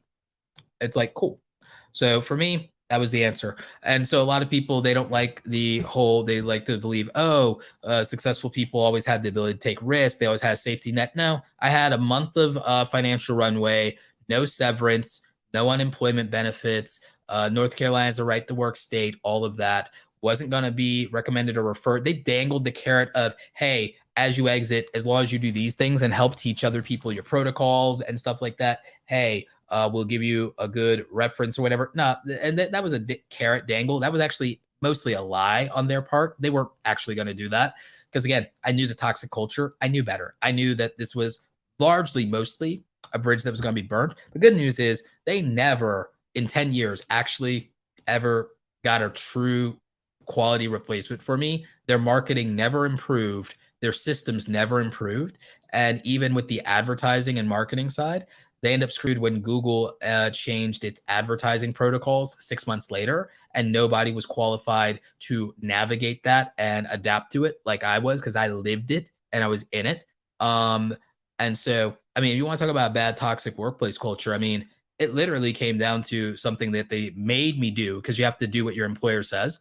They made me take the test for another employee's Google AdWord certification that wasn't qualified. It's an employee, no offense to them. It was an older guy who he literally didn't know what a web browser was, but, you're supposed to be in charge of marketing and you're supposed to become Google AdWords certified, and you're supposed to be in charge of an advertising online budget, and you don't know what a web browser is. Okay, cool. So yeah. So with me, it was time to go.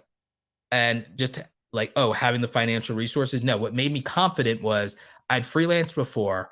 I was at a level of confidence where I'm like, I can get clients.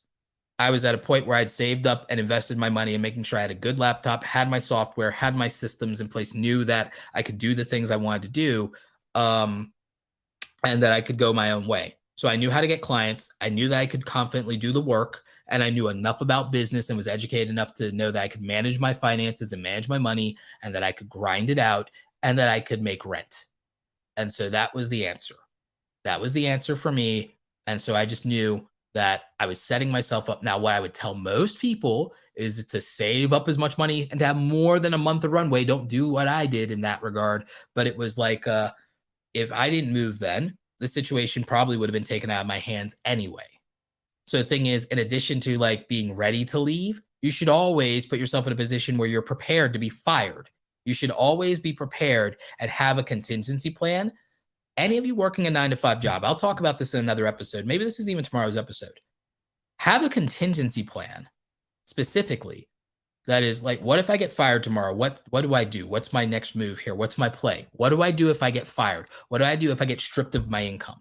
This is why I tell all of you before you ever even get fired, you should have a side hustle and be making another income anyway, even if it's not enough to replace your full-time income.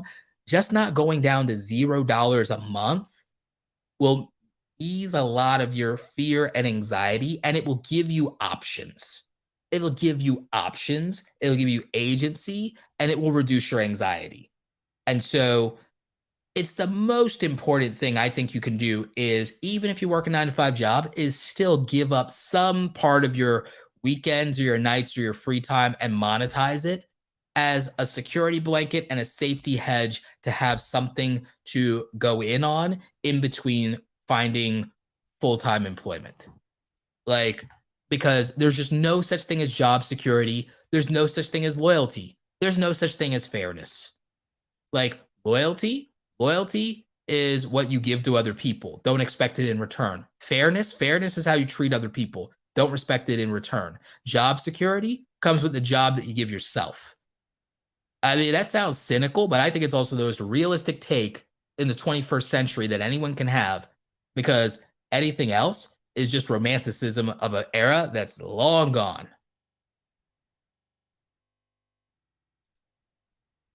Roberto, will you see in a future YouTube giving the option to edit videos a bit more than now?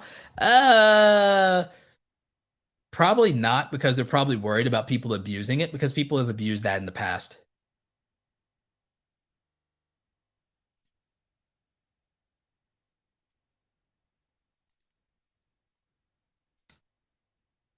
Hannah Day Bailey says, thank you for your time. We're starting a second channel, a family channel with myself and 2 children. Daughter has a YouTube channel with 86K. How would you recommend us find searchable content for our family channel?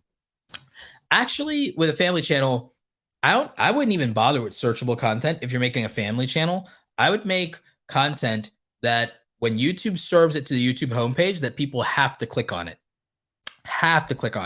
So I'd focus on things that are very cute, or very spectacle, or very relatable and wholesome. I would make it to where some random stranger, here's my answer for non-education channels. For non-education channels, don't worry as much about searchable content. It should be evergreen content, but not necessarily searchable content. And what you should focus on is something either exciting or wholesome or spectacle or relatable, something that a stranger can just click on and have a good feeling. And that's all you got to do. All you got to do is make something where the thumbnail and the title, the thumbnail can't be ignored. The thumbnail has to be, I can't ignore this. So think about what makes you stop scrolling in Instagram, and that's what the thumbnail should probably be. If you're getting value out of this, by the way, everybody who's watching live right now, smash the like button. Smash the like button right now. If you got any value out of this, just smash the like button. It does help me on every single platform. Just smash that like button right now. I need you to do it. I need to see that number just go up right now, because it actually helps me. So the thing that you need to think about, Hannity, is what would make a stranger who doesn't know me, doesn't know my family, click on this video? What would make a stranger who doesn't know me click on this video? And then beyond that, what would make, once they start watching, what would make a stranger who didn't know us before share this video with the 10 friends in their DM group and say, you have to watch this? And that's what will scale your content, is shares. If you're an entertainment channel, focus on strangers clicking on your video on the YouTube homepage, and focus on strangers sharing the video with their friend group. That's what will scale and grow your channel on YouTube if you're an entertainment channel or a lifestyle channel.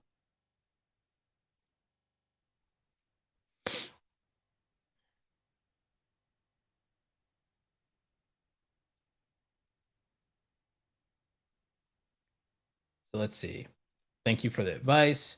Amanda says, this podcast has been so enlightening and enjoyable to listen to, even though I haven't started a channel yet. All good. Melanie says, yes, there's no such thing as job security anymore. Yep, facts. Yes, Tosh, you are responsible for your own destiny.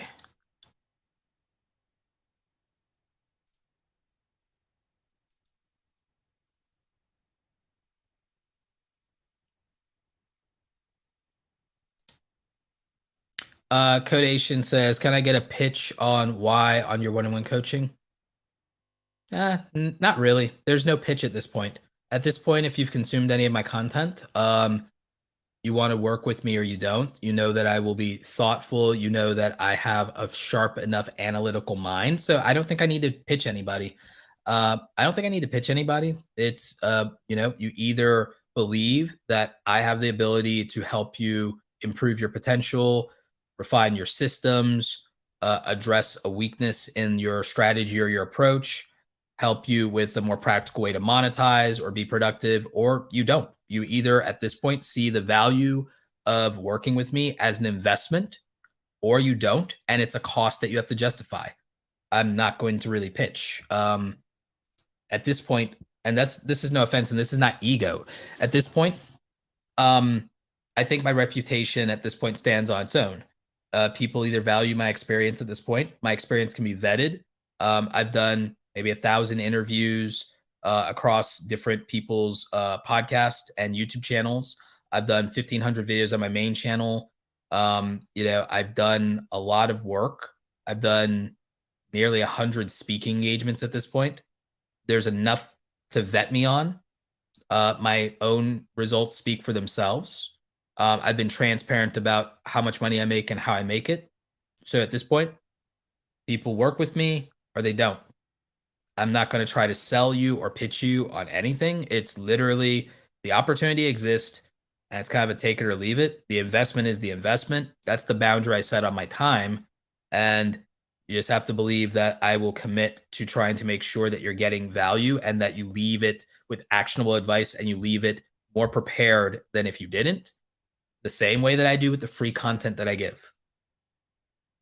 I think that, the work speaks for itself. I think that a lot of but my advice for anybody that you do want to work with in coaching, like my advice for anyone, if you are picking a coach, look at the quality of their free content. First of all, if you're ever going to work with a coach or you're going to buy a course, look at the quality of their free content. Look at what they're doing with their free content. How much effort do they put in? Now with me, I'll give you an example.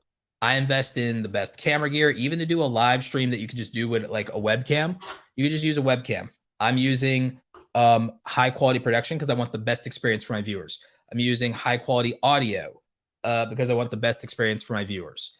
I paid for a custom intro and outro on a channel that's not even monetized yet because I want the best experience for my viewers. Lighting, so on and so forth. So I invest in quality of production, quality of information, quality of experience, right? So that's one aspect. And that's just even on a channel that's not even monetized. On my main channel, it's the same thing. So look at someone's quality, look at their consistency, look at the free content someone's putting out. So that's the first way you can vet. Then look at their credibility, look at the results that they produced and look at what other people are saying about them. Look at other people who have recommended them. Look at other people they've collaborated with. Look at where they stand, truly stand, and look at how they have gotten where they are. And so understand their credibility and vet that. Then look at their transparency. How transparent is this person? Do you know really how they got where they've got? Do you have transparency in their information, their data? Do you know how they make their money? Do you know what they have done and what they haven't done? Can you keep track of like their ability to have integrity? Like what's the transparency? Okay, great. So then you have those aspects. You have the quality of their content, the credibility of their results and their information. Then you have their transparency, and then you have to also gauge on this next thing. Do you believe that this person is suited to you? Is this person suited to you in terms of their temperament and their personality?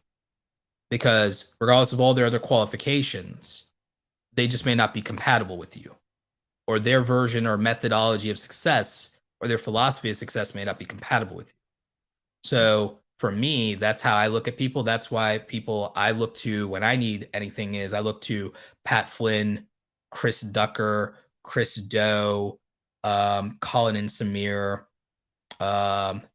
These are people I look to. Gary Vaynerchuk. These are people that are in my ecosystem that I look to in terms of, or Amy Landino is another one. Like if I was going to do anything with somebody, these are like the people that I would go to, because they, in terms of their subject matter expertise that exist outside of mine, are people that I can look at their credibility, the quality of their content, their transparency, their credibility, and then also their personality and temperament is suited to mine. Amy's an introvert like me. Pat's an introvert like me. With Gary, he's an extrovert, but he also has the immigrant mentality. So I relate on that. Chris Doe, another person with immigrant mentality. He's an introvert with loud energy, and I like that, and it's different. So like there's enough complementary and enough contrast for me to be able to extract value from people in that situation. So when I pick who I want to learn from, that's my approach to vetting. That's my approach to it. And so that's what I look at. And so I hope that's helpful to people. Hey, Melly. So I hope that's helpful to people. Yeah. Code Nations, this is the best advice ever. Roberto doesn't need to pitch. He's the best. Look at our channel 2 years ago and look at it now. Yeah. KPSL MLB is actually someone I've worked with, and I think they were at 5K 2 years ago, but they were also monetizing, and they had some really strong relationships, and we figured out some things for them that isn't the typical YouTube advice, because we focused a lot on the business development side. We also focused a lot on strategy. We also came up with, from a productivity standpoint, a way to make what they were doing more scalable, because with them starting a family, they needed a more streamlined process for what they were doing to make it manageable in light of that. And that's something else that I think of, even without having like, a spouse and kids of my own or anything like that. Haven't gotten married, haven't found the right girl, haven't settled down, haven't done any of that. I think about it constantly as somebody who grew up in a single parent household. So like someone who came up in a single parent household, I constantly think about how people figure out the work-life balance thing. Oh, and Cody, I didn't take it as disrespect, by the way. Not at all. Not at all. I didn't take it as disrespect. So I get exactly why you're asking. You just wanted to hear what I would say. And no, it's a good teachable moment. I like that. Don't be afraid to say stuff like that, by the way. I'm not taking it negatively or personally. I do want to use it as a teaching moment to show, okay, well, here's how I look at it. Here's what I think. And here's why I operate the way that I operate, because I think it's helpful. I hope it's helpful anyway. I hope it's helpful, and I hope it's meaningful to people to look at, well, why do you do that the way that you do that? Or why do you think? And so, yeah. Yep. KPSO MLB says 5K and troubles with monetization. Now 56K and making a full-time income. We didn't even know how YouTube thumbnail works back then. Yeah. Yep. It's always really interesting to see the difference between a rookie YouTuber that goes to full-time. It's always interesting to me to see a rookie, lost babe in the woods, and then the transformation of full-time. One day when there's not a pandemic and there's not all this craziness in the world and when it's safe to do, I want to do something in the future. This will be a much further down the road. This is like 2 or 3 years from now, 2 or 3 years from now, something I want to do is I almost want to go into content creators. Like I want to do like almost like bar rescue, but for like content creators. Like in the future, I want to do bar rescue, but for the content creators. But I think it's gonna be 2 to 3 years from now. One, I think the creator economy will need to be more normalized. The creator economy will need to be more normalized, and it'll need to be looked at like startup culture a lot more. It'll need to be looked at like startup culture a lot more. Two, I need 3 years because I need more time. I need more resources. I might need to move into this whole content house real estate plan that I have. Because if I have, real estate properties that are content houses for creators, this bar rescue type scenario could literally be bringing people out, flying them out for like, a couple of weeks, filming in the content house, growing their thing up, getting it done, filming it, and then releasing the project. And so it's easier to do when we can bring people like to a location and be set up for that. And if I'm already doing content house leasing real estate type stuff, then it cash flows and it makes sense and it can be financed aside from sponsors, because you have to be able to finance it in the event that it doesn't work out or it doesn't get the results or it doesn't do the thing. Because those are productions. Because at that point, you're making a TV show, you're making a series, and you're releasing a season at that point. And that's where like Mr. Beast blows hundreds of thousands, millions of dollars now on projects that never manifest. I'm not in that position yet, and I wouldn't want to waste people's time. So like in the future,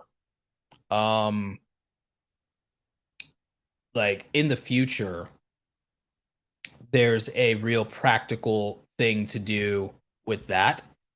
Maybe in 3 years.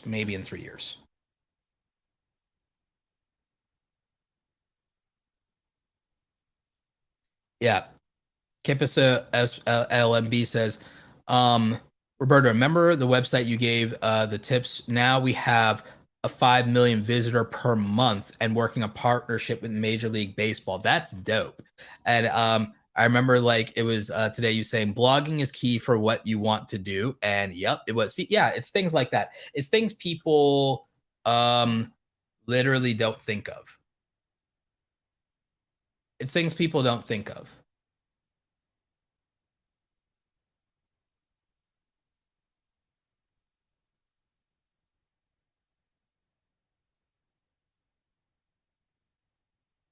So yeah.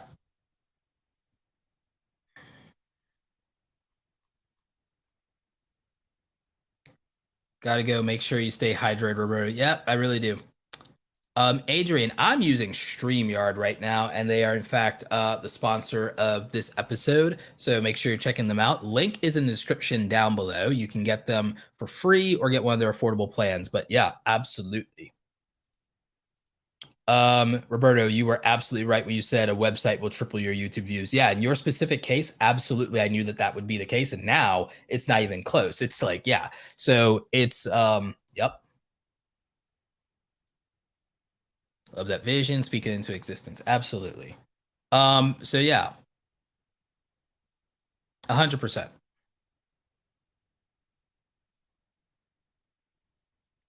So yeah, so like I have like future plans for doing like again, like I said, it's possible that this podcast ends up being really my main thing as far as my content going forward. If this podcast could be my main content going forward, I'll still do the main YouTube channel. I still have wonderful brand relationships. I still have content I want to make for that YouTube channel.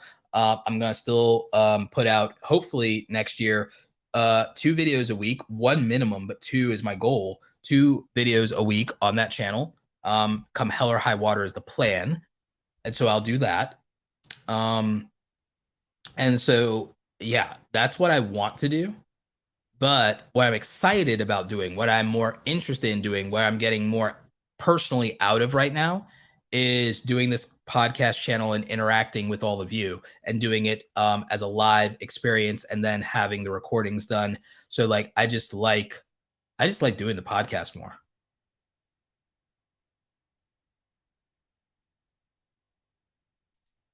Adrian says, little secret, up until about 2 months ago, I had your affiliate links in the description of my videos to support you. LOL, you were one of the first I started watching. Super appreciate that, Adrian. I hope now that, since you said it was up until 2 months ago, I hope now you're doing your own affiliate links to help support yourself now. But I do appreciate that. That is really dope of you. I appreciate that. Am I planning on doing more website SEO videos like in 2018? Actually, there's a YouTube channel I've coached with that is an SEO specialist. If I do, I want to do him as collabs and help boost their channel because he specializes. Code Nations, with 50K subs, is one coaching still good to have, or is it directed more toward new channels? Actually, it's directed less toward new channels. I've actually had quite a few one-on-one coaching clients where lately the majority of them are over 100K and a couple of them are over a million. A couple of them are over a million. A lot of them are over 500K. So I've worked with everything from like 500K plus commentary channels, million plus animation channels, a lot of 100K channels across various different niches. I mean, there's a lot of people. The reality is, being affiliate, there's not that much great free info. The podcast will hopefully change this, but I'll be very real with you. Once you become a full-time YouTuber, or once you're at like 50 or 100K, there's not that much useful free content anymore, because the free content is geared toward beginners. A lot of courses are geared toward beginners. There's a reason almost nobody who sells YouTube courses does one-on-one YouTube coaching, because coaching is actually more helpful to people who are either already in business or have transitioned to being full-time creators. Coaching is not the most useful thing to beginners. Best practices is, which can be done through free content or having a course that puts the best practices and steps in the right order and gives specific examples. And the reason that courses can be better than free content on the internet, and a lot of people are skeptical about this or say, why sell a course? I'll tell you the reason. YouTube content and content made for free largely ends up being made to cater to the culture of the platform. It focuses on getting attention. It focuses on the creator's monetization goals with YouTube. It's made for the damn algorithm, not the best way to teach it. Free content that you learn on the internet is good if you're broke and that's it, or good if you need a quick fix and you need to solve a specific problem. It's not the best thing for actually learning how to do something. It's just the most convenient option.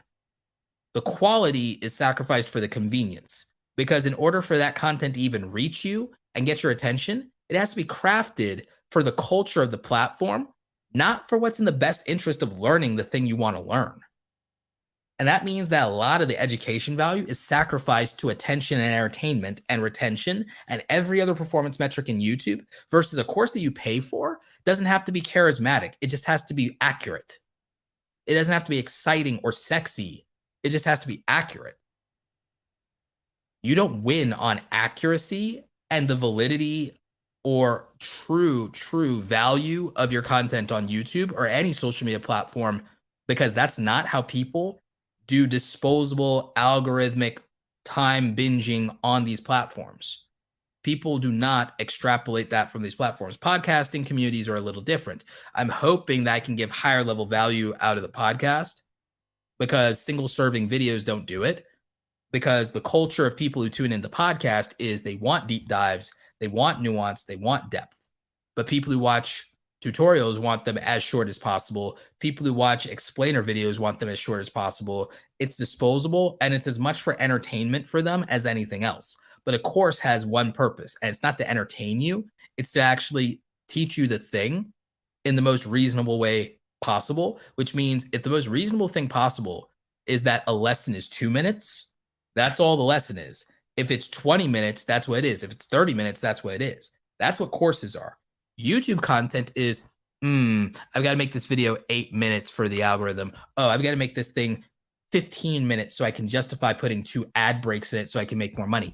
I have to make a nice hook for the first 30 seconds to get them really, really into it. And I've got to edit this thing in and this thing in, and then I've got to insert this meme so that I can keep their attention so they'll learn it. Like, no. That's what YouTube is. So I don't believe for 1 minute that free content on the internet is better than a structured, boring as hell course.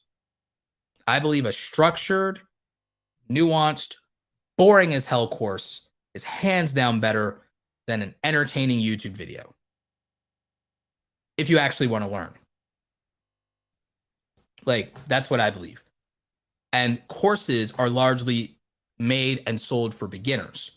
Coaching, on the other hand, comes down to, let's talk about your specific strengths, your specific weaknesses, the opportunities for your strengths, the threats and vulnerabilities to your weaknesses. Let's look at what a system makes sense for your resources, not a generic thing that 10,000 subscribers are going to watch, but let's make a specific system around your current circumstances, resources, availability, and your mentality. Let's look at your circumstances. Okay, let's look at your true goals, which are not the same as 10,000 other viewers' goals. Let's look at those. Let's look at what's a reasonable timetable for you. Let's look at your previous experiences. You can't, when like vague content made generically packaged to attract and retain 10,000, 20,000, 100,000 people is nowhere near as useful or specific or as valuable as something that is then structured and made like a course, or as valuable as the specific nuance of one-on-one experiences and coaching. And that's just the harsh truth of it. That's why the highest, most successful, high-performing people, they may start with free content. Whether they tell you or not, they do then sometimes just buy courses. And then whether they tell you it or not, they do get training, they do get consulting, they do get coaching, they do that. And there are people who even hire people who would otherwise do that. Like they hire them, and like people like the biggest YouTubers have hired and taking like the best talent out of the market and put it under their own brand. There used to be a lot of different YouTube analysts out there. They've all now are no longer free agents, and they've all been hired by YouTube houses, collectives, and individual YouTubers with 10 million plus subscribers. The best editors have all been poached and hired by full-time YouTubers now. And so now we just need new blood to come up, and then they'll get poached too. That's a real thing. So talent, both from the analyst community, the editing community, the design community, like the pool of who is a free agent that's actually really, really good is getting smaller and smaller. And we're not having enough people to support. The support systems of the creator economy are not robust enough. It's something I've been thinking about. We actually need more freelancers. It's something I'm gonna have to make more content about, because we need more high quality freelancers to support the creator economy. Because what we have is we have a lot of front men and front women. We have a lot of YouTube stars, TikTok stars, podcast stars. We don't have nearly enough team members to go around for everyone else who can be successful, to not be overworked and overwhelmed, and to have the staff that they need. There's a staffing issue because there's a small talent pool of qualified people who are dedicated and consistent and reliable. And a lot of people are also moving out of coaches because coaching one-on-one, like coaching one-on-one doesn't scale, to be honest. If I wanted to make more money, and I do plan to make courses, make no mistake, but the thing that'll make me more money is making courses on Skillshare and making individual long form courses that I sell. And I plan to do both over the next 2 years. And that's going to make me more money. Why? Because then I can hire a bigger team. Hiring a bigger team means I can focus on things that only Roberto can do. And so this is how you scale, right? But the thing is, I actually like one-on-one coaching. I like helping creators one-on-one. So the thing is, I've been investing more time in coaching lately. Even that's one of the other reasons it's been harder to do my content on my main channel, is I've been spending a lot more time in coaching. And the fact is, technically, I make much more money doing my YouTube channel now than coaching. That wasn't always the case. But now with sponsorships, that's definitely true. So the offset is I have to scale education by making accessible courses at different levels, because there's not enough full-time YouTuber courses. There's all these courses for beginners. I can do a lot of that stuff on Skillshare. I can make a lot of that stuff affordable and better than a lot of other people, but I actually need to make a course for full-time YouTubers, and I need to make high-level courses on things like brand deals exclusively, because that's actually meaningful to someone who's full-time, and there's not a lot of products built for full-time creators. Products are all built around beginners because there's more of them. I'm going to go the opposite direction to where I'm going to go both ends. I'm going to make very accessible beginner stuff on Skillshare. I'm going to make a standalone, affordable type thing. I'm going to make other products that instead of courses, I'll make resources like the starter kits. Starter kits are resources instead of being courses that are very actionable and meaningful. So I'll do more of that to have an entry-level products. I'm going to write books to be entry-level products. I can make books that are just as good as courses in a way if you read, versus most people like to watch content, so still have to make video courses. I can make Skillshare stuff. And then the thing is, I kind of want to do coaching, but I'll start moving that to being even higher level. And I want to do like a boot camp thing. And again, one day I want to do a physical, like one day I want to do a physical in-person boot camp workshop kind of deal, like a physical in-person workshop that where people pay money and they come to a physical event. So it's more of that. Like, so for me, from a practical standpoint, like I still believe one-on-one coaching is the most helpful thing to an established creator or to somebody with 50, 100,000, 500,000, a million, 5 million. I still believe one-on-one, because what creators, a lot of times they don't have systems, they don't have business structure. Sometimes they actually don't have the right corporate things in place, and they don't have like HR portals like Gusto in place. They don't have payroll systems in place. They don't even know how to do insurance to limit their liability of getting sued. I found out creators have not been planning for their retirement and putting away money for their future and aren't taking advantage of all their tax deductible accounts. Too many creators, they don't hire CPAs or bookkeepers. I recommend them to people so they can get their finances in order, because I'm not a CPA. I can't, give them financial advice, so to speak. Bookkeeping, I put them in the right direction for that. Some of them need legal services. I put them in the right direction for that. They need to get their HR. They need protocols. They wait too long to hire a personal assistant. They wait too long to outsource editing. They don't know how to really do a vendor vetting process. They don't know how to hire and fire people. They know how to make good content. They know how to get sponsors. They know how to get money. Some of them are bad at negotiating their sponsorship contracts, and they're charging half of what they should charge, even at 250,000 subscribers, charging half of what they should charge, and they don't know any better. So like, these are specific problems that you have to deal with one-on-one coaching, because like the information, generic information won't be as useful in those situations. Generic information can be like somewhat helpful in those situations. Specific information is the most valuable commodity in those situations, because it addresses your specific threats and weaknesses and vulnerabilities. It's the most practical thing you can do is get somebody who would know better about those things. You might not even be thinking about some of those things.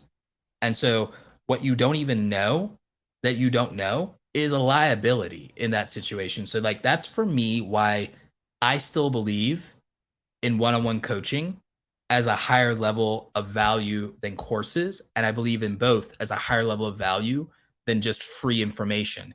Even though I try to make some of the best free information possible. And even though, frankly, in most beginner YouTube courses, anything you can get in those beginner YouTube courses, I've put on my channel for free. I put in the podcast for free. All of it's there. All of it's in there for free.